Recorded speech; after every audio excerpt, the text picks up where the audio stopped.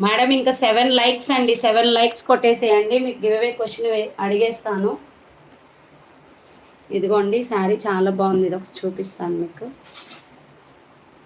ఇది కొంచెం of and of design అనుకుంటా, పెసర గ్రీన్ విత్ గోల్డ్. చూడండి పళ్ళు part of and of design, చిన్న మిస్టేక్ అండి వివింగ్ జస్ట్.